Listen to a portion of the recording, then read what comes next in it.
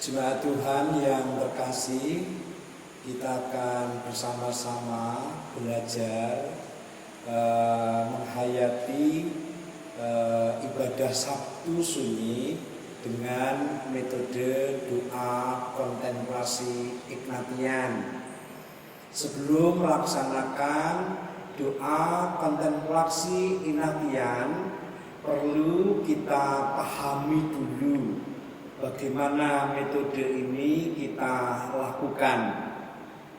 Jadi doa kontemplasi Ignatian itu dapat dilakukan baik secara pribadi ataupun keluarga, bahkan jemaat dalam skala ya sedanglah gitu, menyesuaikan kondisi situasi kita masing-masing. Nah, sebelum dimulai, pahamilah terlebih dahulu metode doa imajinatif yang diperkenalkan oleh Ignatius ini. Jadi Ignatius itu meyakini bahwa Tuhan berbicara melalui imajinasi kita, seperti melalui iman ataupun pikiran kita. Dalam budaya Ignatian, berdoa dengan imajinasi itu juga disebut kontemplasi. Hanya ada perbedaan antara kontemplasi Ignatian dengan kontemplasi yang lain. Biasanya kontemplasi dipahami sebagai kegiatan untuk mengosongkan diri, mengosongkan hati dan pikiran. Sedangkan kontemplasi Ignatian adalah cara yang sangat aktif melibatkan pikiran kita, bahkan juga perasaan kita, yaitu cara berdoa di mana bisa terkoneksi dengan Allah melalui seluruh panca indera kita dan imajinasi kita. Dalam prakteknya, kontemplasi Ignatian adalah berdoa dengan Alkitab. Sebuah waktu di mana kita bertemu dengan Tuhan dalam kisah Alkitab. Doa yang berkembang menjadi sebuah kisah Alkitab yang dihidupkan lewat semua panca indera dan imajinasi kita.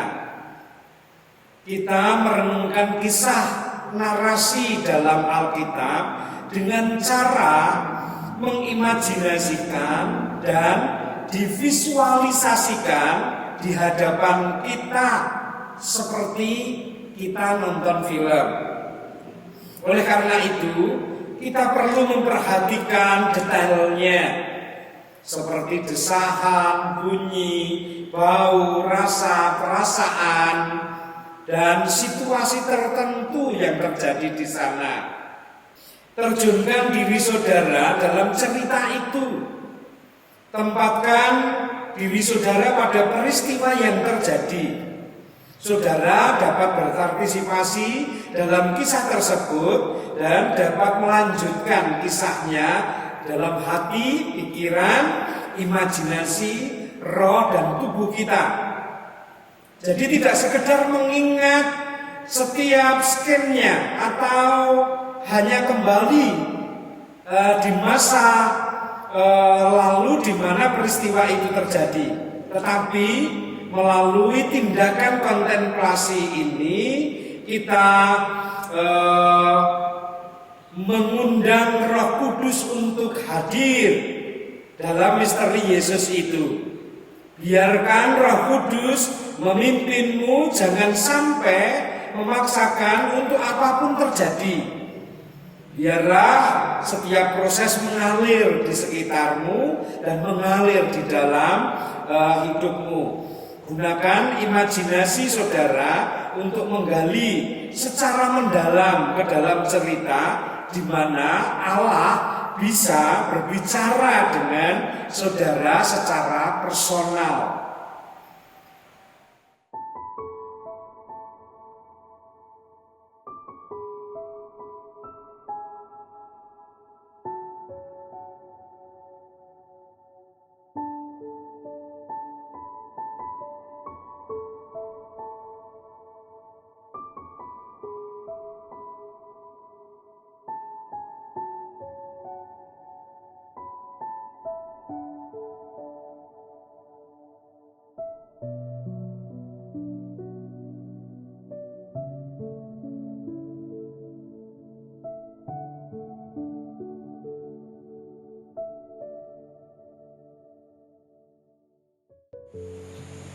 Jemaat Tuhan yang terkasih, di tengah hiruk pikuk kesibukan pekerjaan kita, sering kita lupa untuk sejenak berdiam diri, berdoa dalam keheningan.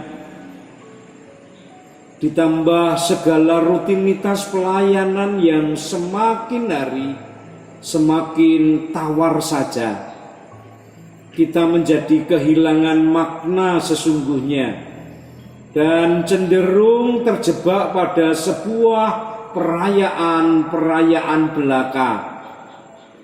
Pada kesempatan kali ini, mari kita bersama-sama kembali menghayati dan menyadari akan penderitaan dan kematian Yesus dengan tema "Sudah layakkah aku?"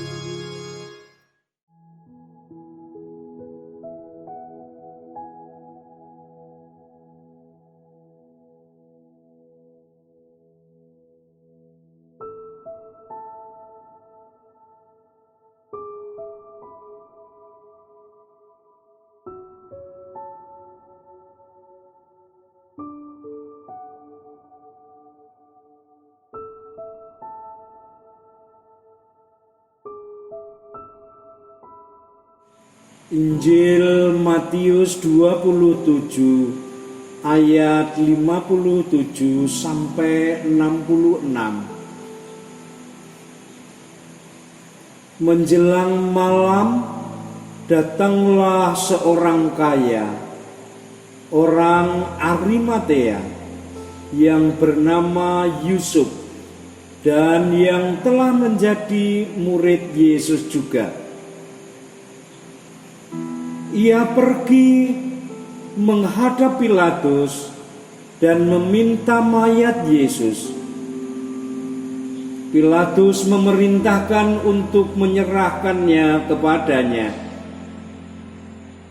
Dan Yusuf pun mengambil mayat itu, mengafaninya dengan kain lenan yang putih bersih, lalu dibaringkannya di dalam kuburnya yang baru, yang digalinya di dalam bukit batu. Dan sesudah menggulingkan sebuah batu besar ke pintu kubur itu, pergilah ia. Tetapi Maria Magdalena dan Maria yang lain tinggal di situ, duduk di depan kubur itu. Keesokan harinya, yaitu sesudah hari persiapan, datanglah imam-imam kepala dan orang-orang Farisi bersama-sama menghadap Pilatus. Dan mereka berkata, "Tuan, kami ingat bahwa si penyesat itu sewaktu hidupnya berkata, 'Sesudah 3 hari aku akan bangkit.' Karena itu perintahkanlah untuk menjaga kubur itu sampai hari yang ketiga. Jikalau tidak, murid-muridnya mungkin datang untuk mencuri dia, lalu mengatakan kepada rakyat, 'Ia telah bangkit dari antara orang mati.' Sehingga penyesatan yang terakhir akan lebih buruk akibatnya daripada yang pertama." Kata Pilatus kepada mereka, "Ini penjaga-penjaga bagi kamu. Pergi dan jagalah kubur itu sebaik-baiknya." Maka pergilah mereka, dan dengan bantuan penjaga-penjaga itu, mereka memeteraikan kubur itu dan menjaganya. Pada saat kita membaca firman Tuhan yang pertama ini, kita diajak menghayati kapan dan di mana itu berada. Siapa saja yang ada di sana dan apa yang terjadi.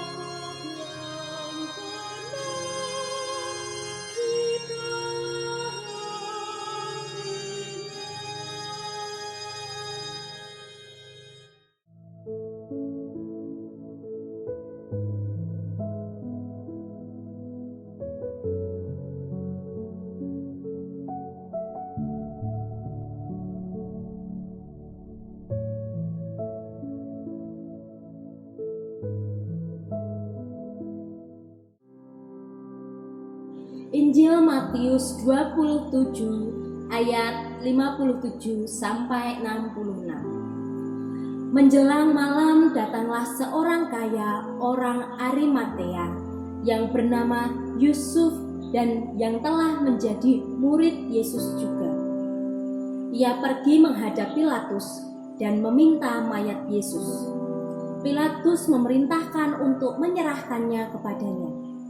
Dan Yusuf pun mengambil mayat itu, mengapaninya dengan kain lenan yang putih bersih, lalu membaringkannya di dalam kuburnya yang baru, yang digalinya di dalam bukit batu, dan sudah menggulingkan sebuah batu besar ke pintu kubur itu.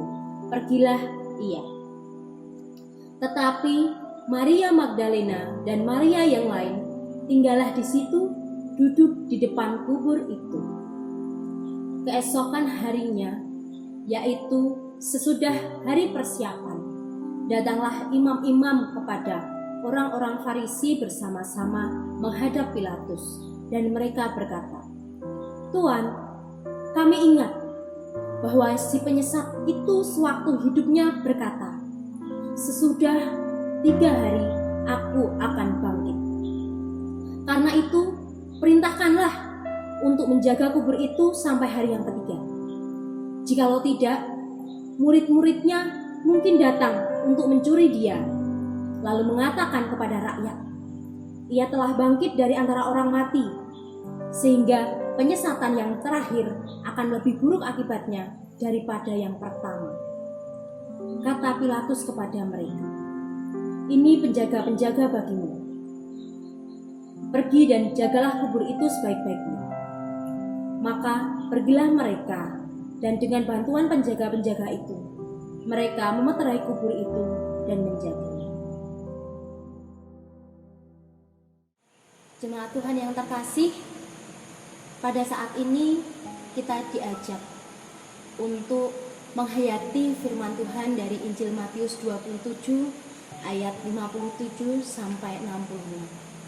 Pada bagian ini, mari kita menghayati sebagai peran utama Yusuf Arimatea yang membuat keputusan itu mempertaruhkan hidupnya. Di sana tidak hanya ada Yusuf Arimatea, juga ada Maria-Maria yang lain, Maria Magdalena yang stay di situ, yang duduk di situ menunggu kubur Yesus. Ada juga penjaga-penjaga yang ada di situ, mereka melihat bagaimana proses penguburan Yesus. Di situ kita diajak untuk bagaimana kita berada di posisi itu, masing-masing peran-peran mereka sendiri-sendiri. Di samping itu, di sana mereka banyak melakukan penghayatan, di mana mereka meratapi guru mereka yang telah meninggal. Mereka berinteraksi secara batin. Mereka hanya bisa menangis dan melihat atas kepergian guru mereka. Kubur Yesus telah disiapkan oleh Yusuf Arimatea. Di situ ada sebuah gua besar yang ada di sana, dan mereka hanya bisa melihat gua itu. Di dalam kubur hanya ada mayat Yesus di situ. Hari itu sudah malam. Suasana mencekam yang ada di sana karena mereka kehilangan guru yang mereka kagumi.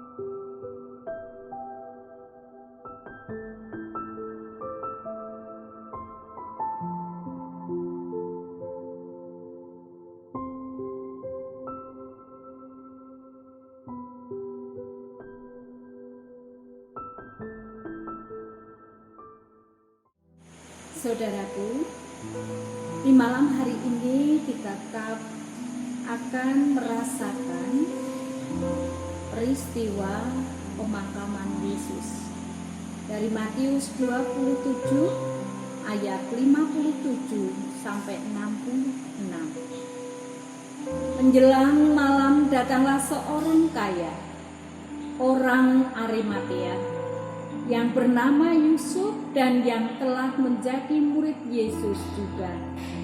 Ia pergi menghadap Pilatus dan meminta mayat Yesus.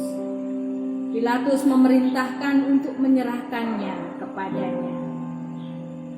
Dan Yusuf pun mengambil mayat itu, mengapaninya dengan kain lenan yang putih bersih, lalu membaringkannya di dalam kuburnya yang baru, yang digalinya di dalam bukit batu, dan sesudah menggulingkan semua batu besar ke pintu kubur itu, pergilah ia.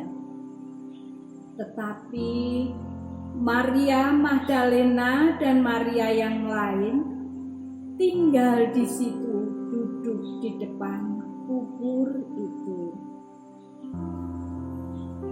Keesokan harinya, yaitu sudah hari persiapan, datanglah imam-imam kepala dan orang-orang Farisi bersama-sama menghadap Pilatus. Dan mereka berkata, "Tuan, kami ingat bahwa si penyesat itu sewaktu hidupnya berkata, 'Sesudah 3 hari aku akan bangkit.' Karena itu perintahkanlah untuk menjaga kubur itu sampai hari yang ketiga. Jikalau tidak, murid-muridnya mungkin datang untuk mencuri dia, lalu mengatakan kepada rakyat, 'Ia telah bangkit dari antara orang mati,' sehingga penyesatan yang terakhir akan lebih buruk akibatnya daripada yang pertama." Kata Pilatus kepada mereka, "Ini penjaga-penjaga bagimu.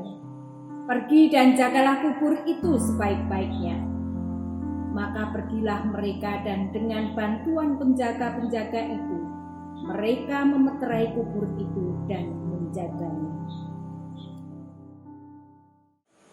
Saudaraku, apabila kita berada di tengah-tengah mereka saat itu, dan ditanyakan dalam hati kita masing-masing, siapakah aku ini? Dan seperti apa aku saat itu berada di tengah-tengah mereka? Sudahkah aku seperti Yusuf Arimatea yang mau berkorban untuk memberikan penghormatan bagi sang guru besar?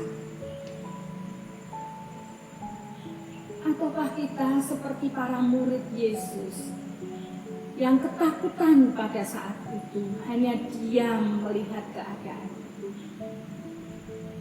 Ataukah kita sebagai seperti para wanita yang ada di sana? Tanyakan pada dirimu sendiri.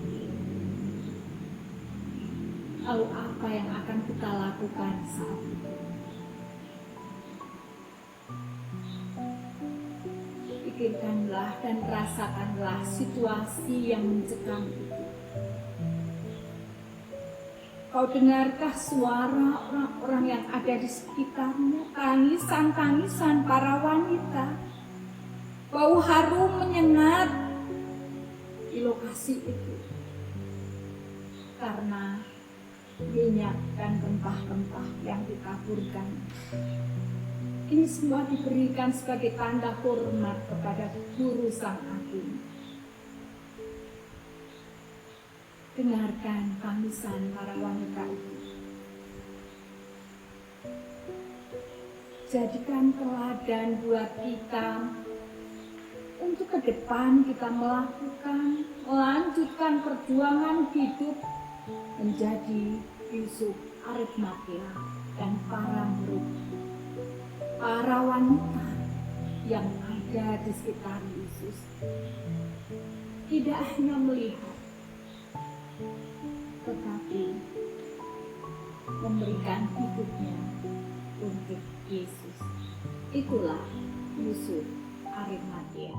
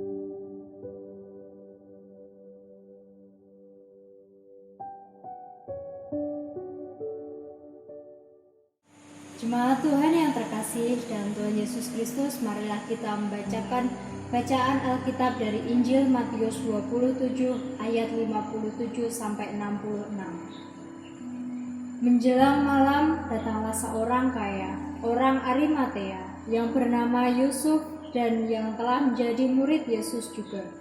Ia pergi menghadap Pilatus dan meminta mayat Yesus. Pilatus memerintahkan untuk menyerahkannya kepadanya. Dan Yusuf pun mengambil mayat itu, mengapaninya dengan kain lenan yang putih bersih, lalu membaringkannya di dalam kuburnya yang baru yang digalinya di dalam bukit batu. Dan sesudah menggulingkan sebuah batu besar ke pintu kubur itu, pergilah ia. Tetapi Maria Magdalena dan Maria yang lain tinggal di situ, duduk di depan kubur itu. Keesokan harinya, yaitu sesudah hari persiapan, datanglah imam-imam dan orang-orang Farisi bersama-sama menghadap Pilatus. Dan mereka berkata, "Tuan, kami ingat bahwa si penyesat itu sewaktu hidupnya berkata, 'Sesudah 3 hari aku akan bangkit.' Karena itu, perintahkanlah untuk menjaga kubur itu sampai hari yang ketiga. Jikalau tidak, murid-muridnya mungkin datang untuk mencuri dia, lalu mengatakan kepada rakyat, 'Ia telah bangkit dari antara orang mati,' sehingga penyesatan yang terakhir akan lebih buruk akibatnya daripada yang pertama," kata Pilatus kepada mereka. "Ini penjaga-penjaga bagimu, pergi dan jagalah kubur itu sebaik-baiknya." Maka pergilah mereka, dan dengan bantuan penjaga-penjaga itu mereka memeteraikan kubur itu dan menjaganya. Jemaat Tuhan yang terkasih, pada saat ini marilah kita terjunkan diri kita dalam cerita itu, tempatkan diri kita pada peristiwa yang sedang terjadi dan hayati sebagai siapa dan sebagai apa dalam cerita tersebut.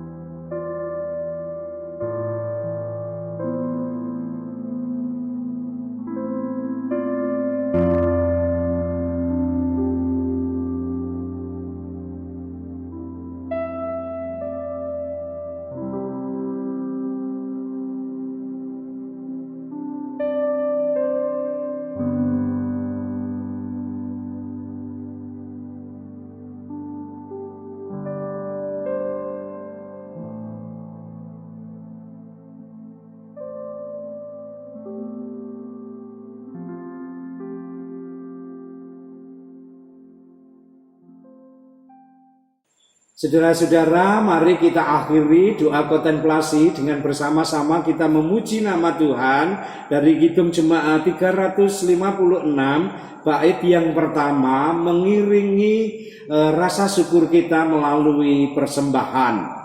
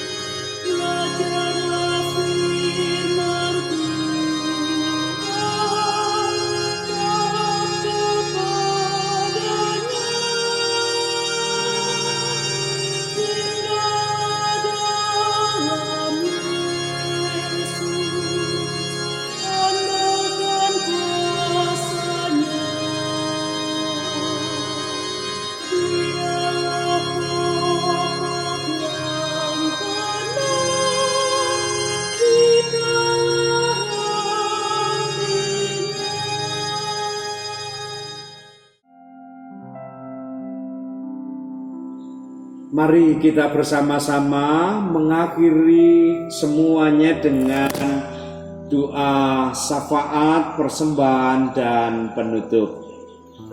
Bapa Surgawi, Bapa yang Maha Kasih, kami bersyukur karena boleh menghayati peristiwa kematian Tuhan Yesus Kristus melalui doa kontemplasi ini.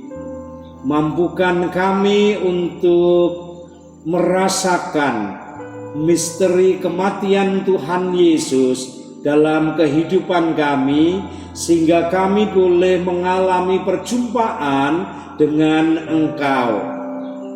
Saat ini kami bersyukur atas segala peristiwa yang boleh terjadi dalam kehidupan kami masing-masing. Oleh karena itu Tuhan, kiranya Roh Kudus senantiasa menyertai hidup kami, pribadi lepas pribadi, keluarga-keluarga Kristen ini. Pimpin dan sertai dalam kehidupan yang nyata bersama-sama dengan Engkau, agar kami boleh mewujud nyatakan hidup kami melalui kasih-Mu yang begitu luar biasa. Mampukan setiap pribadi keluarga Kristen ini menjadi pewarta akan kebangkitan-Mu yang mendatangkan damai sejahtera. Tuhan, kami serahkan keluarga-keluarga Kristen dengan segala pergumulan dan realitas kehidupannya dalam pimpinan dan penyertaan-Mu. Kami berdoa untuk gereja-Mu yang Kau pilih, Engkau panggil untuk mendampingi kami, bahkan memelihara iman kami, juga bersaksi akan kebaikan dan kemurahan-Mu untuk banyak orang. Pakailah gereja-Mu untuk menyatakan kasih-Mu kepada banyak orang, agar gereja-Mu ini ada sungguh boleh menjadi pelita bagi kehidupan orang-orang di sekitar kami. Dan biarlah damai sejahtera juga boleh dirasakan dalam kehidupan mereka. Kami bersyukur atas persembahan yang boleh kami nyatakan sebagai rasa syukur kami atas karunia yang senantiasa Tuhan limpahkan dalam kehidupan kami. Setelah ini Tuhan, kami akan mengakhiri doa kontemplasi ini di dalam nama Tuhan Yesus Kristus yang menjadi juru selamat kami yang hidup. Dan seluruh doa kami panjatkan kepadamu. Jikalau di dalam kami berkontemplasi terselip dosa dan kesalahan, kami mohon ampun kepadamu. Terima kasih Tuhan. Amin.